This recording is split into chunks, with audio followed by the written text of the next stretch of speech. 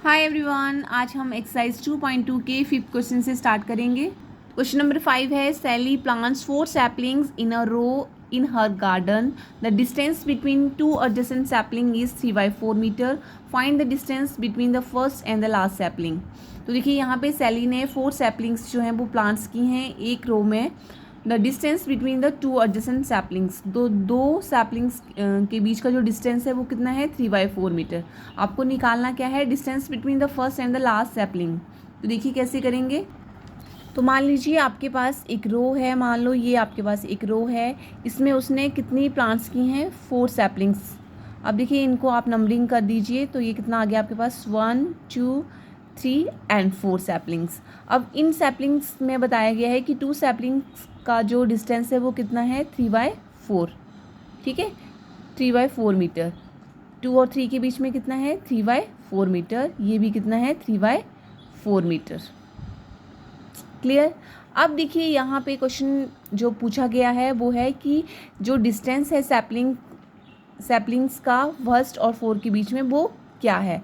तो क्या कैसे हो जाएगा। अब आपके पास कितनी है टोटल 3/4 प्लस 3/4 प्लस 3/4। तो एक तो आपके पास यहाँ से भी आंसर बन जाएगा, अगर आप इन सबको ऐड करते हैं तो आपके पास क्या आंसर बन जाएगा 9/4।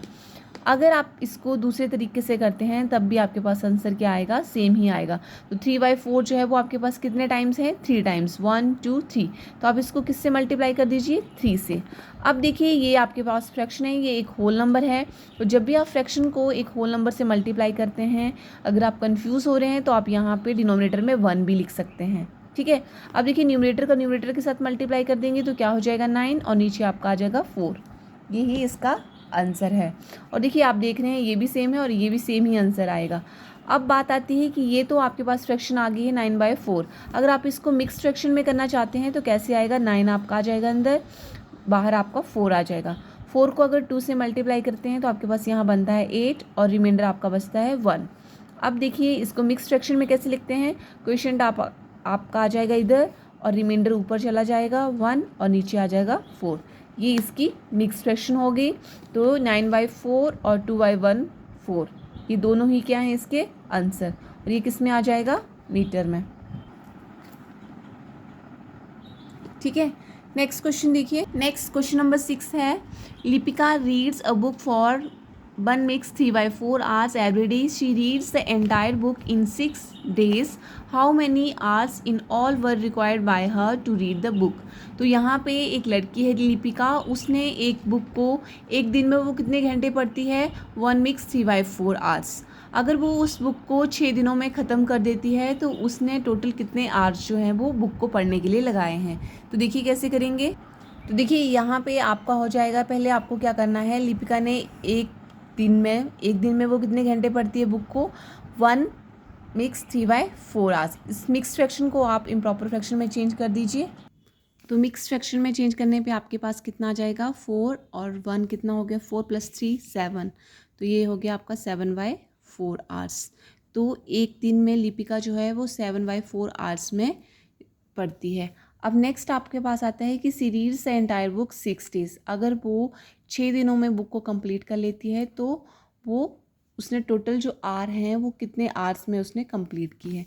तो आपको क्या करना है, यहाँ पे आपके पास हो जाएगा आवर्स जो हमने फाइंड आउट करने हैं जिसमें उसने बुक को रीड किया है। तो क्या हो जाएगा यहाँ पे 7/4 × 6। तो 1 डे में वो इतना करती थी कि 1 डे का जो उसका आवर्स था, कितने आवर्स वो पढ़ती थी बुक को 7/4 hours।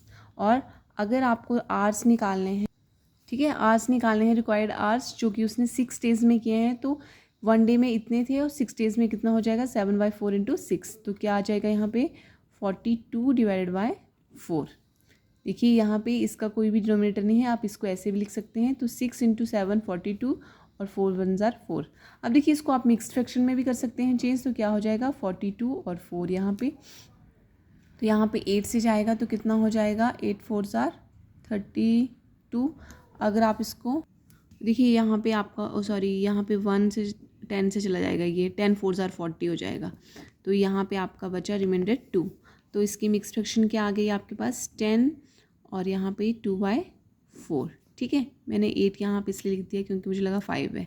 अब देखिए 4 और 10 कितना हो गया, 40 और 2 आपके पास रिमाइंडर, तो ये इसकी मिक्स फ्रैक्शन आ गई। तो कितने आवर्स उसने टोटल रीड की books, 10 mix 2/4 hours. Next question number 7 देखिए, a car run 16 kilometer using 1 liter of petrol. How much distance will it cover using 2 mix 3/4 liter of petrol? तो देखिए यहाँ पे एक कार जो है वो कितना किलोमीटर चल रही है, 16 किलोमीटर। कितना यूज़ कर रही है पेट्रोल, 1 लीटर। अगर यहाँ पे बोला गया है how much distance will it cover using 2 mix 3/4 litre of petrol, तो अगर वो 16 किलोमीटर चलने के लिए 1 लीटर पेट्रोल लेती है, तो अगर उसको इतना लीटर जो है वो पेट्रोल जो है वो लेती है, तो वो कितना डिस्टेंस जो है वो कवर करेगी। तो देखिए कैसे करेंगे। देखिए सबसे पहले कार का बताया गया है कि 16 किलोमीटर के लिए वो 1 लीटर लेती है। अगर वो 2 मिक्स 3/4 लीटर्स जो है पेट्रोल लेती है, तो कितना डिस्टेंस कवर करेगी। तो 1 लीटर का तो आ गया है कितना, 16 किलोमीटर। अब देखिए 2 मिक्स 3/4 लीटर्स को आप चेंज कर देंगे इम्प्रॉपर फ्रैक्शन में पहले, तो कितना आ जाएगा आपके पास यहाँ पे, 4 2 आर 8, 8 + 3 कितना हो गया, 11। तो distance covered by car in 11/4 litres, ठीक है। अभी 11/4 लीटर्स अगर उसके पास ये पेट्रोल होगा तो वो कितना कवर करेगी, तो यहाँ पे क्या हो जाएगा, 16 × 11/4, ठीक है। अब देखिए आप देख रहे हैं ये आपस में कट हो रहे हैं, यहाँ पे आप 1 भी लिख सकते हैं। अगर आपको कन्फ्यूज़न लग रहा है, अगर नहीं लग रहा है तो इट्स ओके, आपको 1 लिखने की ज़रूरत नहीं है। अगर आपको लग रहा है कि यहाँ पे आप जब मल्टीप्लाई कर रहे हैं आपको कन्फ्यूज़न लग रहा है कि कैसे करेंगे, तो आप यहाँ पे जब किसी भी होल नंबर का कोई भी डिनोमिनेटर नहीं है तो आप उसके नीचे 1 ले सकते हैं। अब देखिए 4 4 जार कितना हो गया, 16, और आंसर कितना बन गया आपके पास, 44 किलोमीटर। तो क्या आंसर आ गया, 44 किलोमीटर जो है वो डिस्टेंस कवर करेगी कार इन 11/4 लीटर्स पेट्रोल में, ठीक है। नेक्स्ट क्वेश्चन नंबर 8 देखिए, क्वेश्चन नंबर 8 का ए पार्ट दिया गया है। पार्ट ए का फर्स्ट पार्ट ये देखिए क्या है, provide the number in the box such that 2/3 into box दिया है इज इक्वल टू 10/30। तो यहाँ पे पूछा गया है कि ये जो बॉक्स बना हुआ है एम्प्टी बॉक्स है, इसमें क्या आएगा कि आपके पास आंसर जो है वो 10/30 बनेगा। तो देखिए कैसे करेंगे हम, यहाँ पे 2/3 इंटू बॉक्स दिया गया है, तो आपको आंसर मिल रहा है 10/30। अब देखिए अगर आप 2 को 5 से मल्टीप्लाई करते हैं तो आपके पास क्या बनता है, 5 2 आर 10, और नीचे 3 को 10 से मल्टीप्लाई करेंगे तो आपके पास क्या बनेगा, 30। दैट मीन्स कि आपका जो बॉक्स है, ठीक है, तो बॉक्स का जो आंसर है एम्प्टी बॉक्स का वो क्या बन गया, 5/10। कंफ्यूज नहीं होना है बिल्कुल भी। यहाँ पे आपको बॉक्स दिया गया है और उसमें 2/3 का मल्टीप्लिकेशन होगा और आंसर में 10/30 दिया गया है। तो अगर आप 5 को 2 से मल्टीप्लाई करेंगे तो 10 बनेगा, और 10 नीचे डिनोमिनेटर है, 10 को 3 से करेंगे तो 30 बनेगा, ठीक है। तो आपके पास जो बॉक्स है उसकी वैल्यू कितनी आ गई, 5/10। नेक्स्ट आपके क्वेश्चन नंबर 8 के ए पार्ट का ही सेकंड क्वेश्चन है, simplest form of number obtain in box. तो ये जो बॉक्स की वैल्यू आई है 5/10, इसकी सिंपलेस्ट फॉर्म क्या होगी।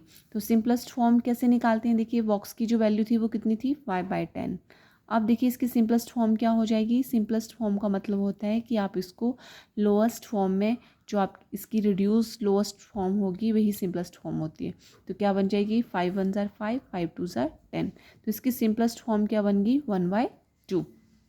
नेक्स्ट देखिए क्वेश्चन नंबर 8 का जो बी पार्ट है उसका फर्स्ट पार्ट है, provide the number in the box such that 3/5 into box is equal to 224/75। तो आपको 3/5 को किस नंबर से मल्टीप्लाई करना है कि आपके पास जो फ्रैक्शन है वो क्या बने, 24/75। तो देखिए यहाँ पे अगर आप 3 को 8 से मल्टीप्लाई करते हैं, 8 से, तो आपके पास क्या बनता है, 8 3 जार 24, और नीचे अगर आप 5 को 15 से मल्टीप्लाई करेंगे तो आपके पास बनेगा 75।